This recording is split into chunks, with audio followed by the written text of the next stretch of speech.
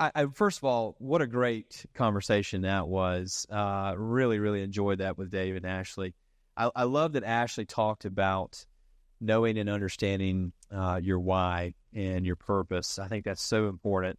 And I thought to start this, I'd tell you a little bit about what mine is. So quick show of hands. How many of us are from Tallahassee here? Okay, pretty good. Maybe 2/3, half to 2/3. How many are from other places? Okay, wonderful. So I kind of consider myself somewhere in between, right? I was born at TMH, but I grew up in the booming metropolis of Havana, Florida, all of about 1,300 people. Great little town if you ever get a chance to go over there. We got some cool little restaurants and shops and that kind of stuff. But Tallahassee to me seemed a world away when I was a kid. If we came over and came to the Tallahassee Mall, that was a big day out, right? AMC 20, when that opened up, we thought we were big city folks, But a funny thing happened. I grew up a Gator fan. I don't really like to, brag that too much. I'm not anymore, so don't get excited. I didn't get into Florida. That was my dream when I was a kid. I did not get into Florida. I got a really simple rejection from them. I got this beautiful garnet and gold, welcome to the family letter from Florida State, and I was really torn. And I said, well, I should probably go and check out and at least see what this place is all about. I had a bright future scholarship. And I came over here the first day on Florida State's campus. I saw more beautiful women in the first 5 minutes than I ever had in my entire life. And I was like, hey, maybe I should give this a shot.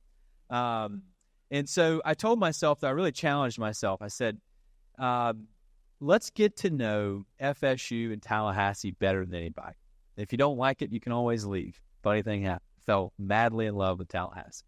And that process of falling in love with Tallahassee resulted in me learning a lot of interesting stories about our history. I used to go on long walks through downtown. I used to read all the historic markers. I'd buy books, anything I could get my hands on. I just continued to be fascinated by the history of this place. And as Russ pointed out, this year is our 200th anniversary, which is a big blanking deal. So if you can journey with me into the past, right, all the way back to 1824, I'm going to tell you a couple of stories about how we got, sort to pull from Dave, how we got here, how we got from where we started as a rough and tumble frontier town all the way to today. But I'm not going to bore you with every single point in details. Anybody ever here watch Drunk History? Seen that a few times? Yeah, this is going to be kind of like that. Caffeinated history. How about that? I want you to be able to tell great stories about Tallahassee. When someone asks you where you're from, what your community's all about, I want you to be armed with a couple of good stories, right? Always talk about, cocktail history. If you're at a cocktail party, you need to have a couple of go-to stories that you can always lean on and tell. So we're going to give you a few of those today that I think are going to be fun. And most importantly, when you go back to that point about what Ashley was saying about knowing your why and your purpose, my professional purpose has always been to change the way people think about Tallahassee. Because I was able to do that for myself at a very young age, and now I see what happens when people like yourselves are armed with good stories about our community and can go and tell a positive story about Tallahassee. It can go and change the way people think about it. And if we're going to change the way if we're going to, that's that caffeine I was talking about. If we're going to change the way the world thinks about Tallahassee, we first have to change the way we think about Tallahassee. So we're going to go on a little journey there to get you there. Hopefully, if I can get the clicker to work. Oh, they're fading away. So let's go to the beginning, right? Tallahassee, I always joke with everybody, is in the middle of nowhere on purpose, okay? So if you go back to 1821, Florida was a Spanish territory. It got ceded to the United States by something called the Adams-Onis Treaty. Sounds very formal, right? That's what happens when wars come about. So Florida becomes a U.S. territory. It's a very backwoods territory, right? Not a lot here except for mosquitoes and malaria and all kinds of problems, okay? So we had two capitals. You probably have heard some version of the story in the past. We had a capital of East Florida in St. Augustine, the capital of West Florida in Pensacola. And the original constitution or the mock government for our territory then moved the territorial legislature back and forth every other year between those two communities. And it would take some people as long as 20 days to get from one side of the territory to the other. A lot of people died. You ever been on Bruno Street downtown? It's named after one of those guys that died from malaria, okay? So we needed a new capital. We needed a place to meet in the middle, and Governor William Pope Duvall decided he was going to put together a commission to find just that place. And he nominated two people, one person from Pensacola, one person from St. Augustine. They were John Lee Williams and William Simmons. And they met up down in St. Mark's, came up to our part of the world, and started exploring. They also were accompanied by someone named Antonio Proctor, who was a free black man who was their translator, who helped them navigate these very Native American controlled lands, okay? They had to have a lot of conversations with some of the natives that were here. And so as they were exploring, they found an area that we now know as Cascades Park. It used to look like that. It actually had a real waterfall there. They were completely taken aback by this area. Williams wrote in his notes at the time, and in a letter back to Governor Duvall, he said, a more beautiful place can seldom be imagined. And they decided that this area that was known as Tallahassee, which translated from the Native American word for old town or abandoned fields, it's kind of a loose translation there, that was going to be the place they recommended. So on March the 4th, 1824, Governor Duvall issued a decree that this area known as Tallahassee would thenceforward become the capital of the territory of Florida. Later that year, in December of 1824, the Leon County was actually established, carved off from what used to be Gadsden County. The first territorial legislature meeting here was that winter through November through December. We had a ramshackle wooden capitol. Okay, I mean, this thing was a true like pine box. They're actually about to recreate what that looks like. It'll be down in Cascades Park as part of our bicentennial celebration, which is pretty cool. But Tallahassee, again, was a rough and tumble frontier town in much of its early history. Have you ever heard this quote from Ralph Waldo Emerson, pretty famous author in American history?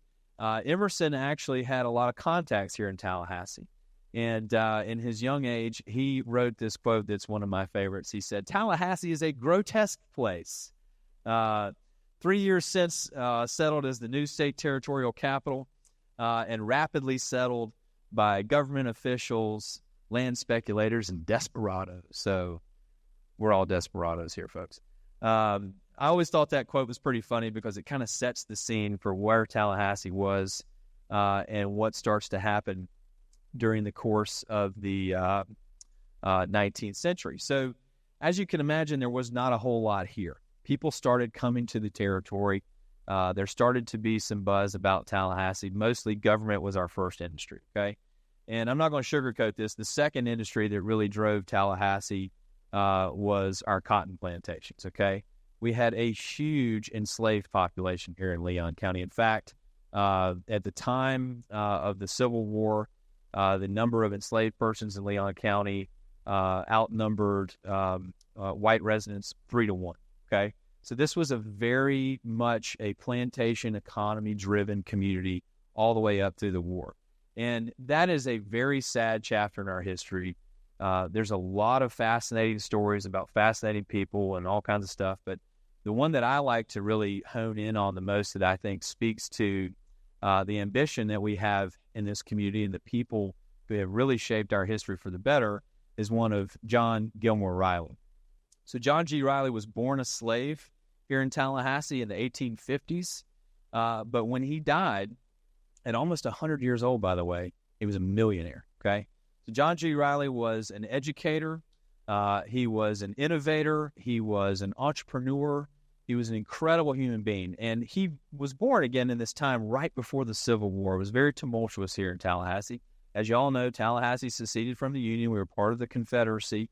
You probably heard this story about Tallahassee being the only capital east of the Mississippi that did not fall during the war. That's because there wasn't a whole lot here. They didn't really want it that bad, to be honest with you, okay? Battle of Natural Bridge happened south of here and all that kind of stuff.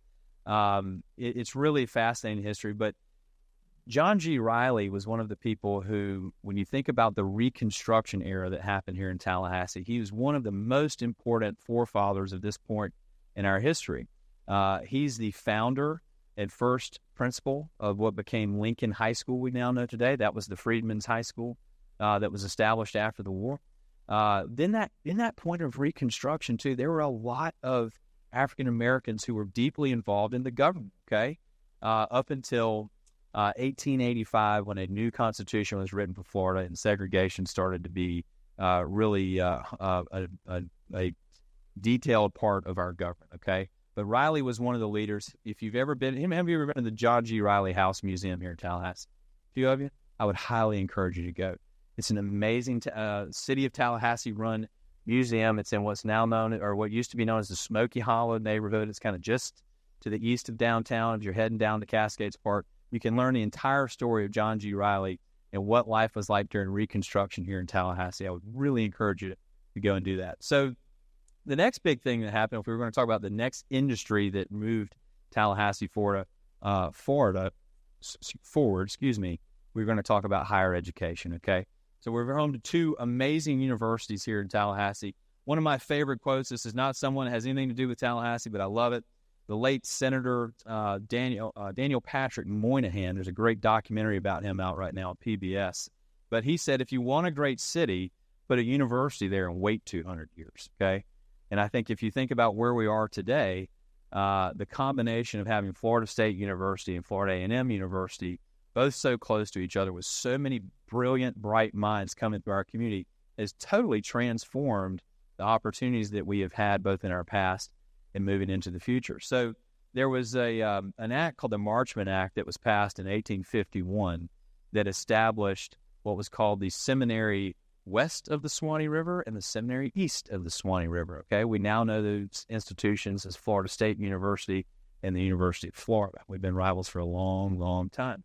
A few years later, during that Reconstruction period, the State College for Colored Students, which is now Florida A&M University, was established. And that was established right before, again, a lot of the segregation was put in place in that 1885 Constitution of Florida. So we're very fortunate to have these incredible institutions. Again, if you think through the history of our community, all of the wonderful, incredible people that have gone on to change the world that have come through those two institutions is really quite remarkable.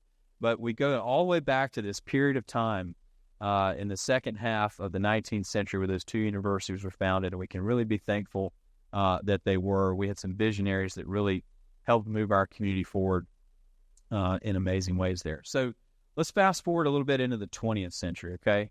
The 20th century is a very tumultuous time as well. And there's two periods there that happen pretty close to each other that I think really offer a window into the Tallahassee that we now know today. The first being World War II, okay? So during World War II, there were two very large military installations in our neck of the woods, okay? First, here in Tallahassee, we have what was called Dale Mabry Field. Anyone ever heard of Dale Mabry Field before? Okay? So it was an Army air base that occurred here, roughly about where TCC is today, okay?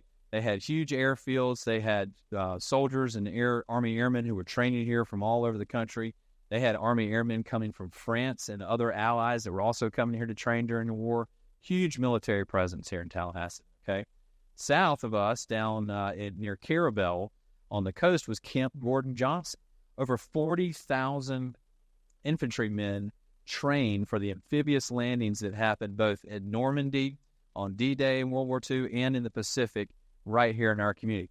As you can imagine, back in the 1940s, there wasn't a whole lot going on down in the big city of Revell either. So every time those soldiers had a little leave time, they'd come up to Tallahassee. So Tallahassee was flooded with these soldiers who went on to save our world during World War II during those years.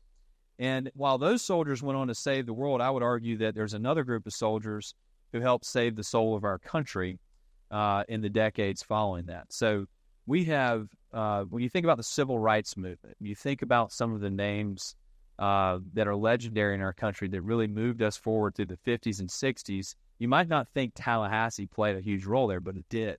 There were the bus boycotts that happened in 1956. There were the lunch counter sit-ins that started happening in 1960. Have any of you ever been to the Civil Rights Memorial that's down at Cascades Park? It's an incredibly moving memorial. one of my favorite pieces of it is that if you go to the back side of the memorial, there's a letter that's actually etched in this beautiful steel, kind of weathered steel memorial side there. And it's a letter from Martin Luther King to 8 jailed students who were put in the Leon County Jail because of those lunch counter sit-ins. And if you ever really want to find a beautiful, moving passage about the power of fighting for what you believe in, I'd highly encourage you to go there and read that letter from Dr. King to those students. And if you don't believe Tallahassee had an important role, again, in shaping American history, then you should go read that. It'll change your mind. So fast forward again, let's get to the beginning of this century, okay? And I'll talk to you about a moment in time that it really had, I think, an impact on where our country is today. Who was born after the year 2000? Anybody? Yeah, a few usually. So if you remember the election of 2000, right? You had Al Gore, the Democratic vice president at the time. You had George W. Bush. His brother, Jeb, was the governor here in Florida and lived here in Tallahassee at the time. They had this amazingly contentious election that really was kind of the beginning, I think, of some of the contentious politics that we now know in America today. And the election came right down to the wire. Of course, it came down to Florida. You might remember terms like hanging Chaz and some of the recount discussions. Have you ever seen the movie on HBO called Recount? Really great movie. They filmed a lot of it here in Tallahassee when I was in college to give you a great, examples of what the world was like then when this was happening, but incredibly contentious. If you remember the history, George W. Bush ends up winning by I think 530 votes in a state like ours, which is remarkable. But the battle to decide whether or not that was going to end up that way happened right here in Tallahassee, and it happened for over the course of a month. So imagine this scenario, by the way. There's all these protests happening at the Supreme Court. There's lawyers from every corner of the country and world have descended on our community. They're filling up our hotels and restaurants. Total chaos. CNN's here, MSNBC, Fox News, every broadcaster in the country is going live from downtown Tallahassee day by day in this what ended up being a 30-day saga of who is going to be the next leader of the free world. And guess what happened in the middle of all that? Florida and Florida State had to play a football game. Number 3 versus number 4, okay? Bobby Bowden, 71 years old, defending national champions. Both teams are marching in. I think they might have been both undefeated at the time. Florida State won big, by the way, 30-7. But they had to kick all those people out of town because everybody had football game hotel reservations they were paying a premium for, right? What do you think people thought about Tallahassee? Like, what in the world? This backwoods town's about to decide the leader of the free world. They're kicking us out for a football game. But it was a really fascinating time in our local history. And I would argue that, again, Tallahassee's continued rise in the landscape of politics in the United States of America really began at that moment. We're now the 3rd largest state in the union. For the capital city, and there are political operatives here each and every day that are shaping the future of our country, and a lot of that momentum began back during that contentious election in 2000. So I'll wrap it all up by telling you this. This is an important anniversary for our community. Maybe you've now got a little bit of cocktail history that you can take around with you. I want you to go and tell some of these stories. I want you to go out and tell people about how special Tallahassee really is. I want you to go on a journey yourself to figure out what kind of stories matter most to you and your experience in defining Tallahassee. And I'll leave you with this thought. Our team helped our friends at Visit Tallahassee come up with the tagline for our bicentennial celebration this year, which is ambitious from the beginning. And the concept for that came from another story that involves our friend Ralph Waldo Emerson.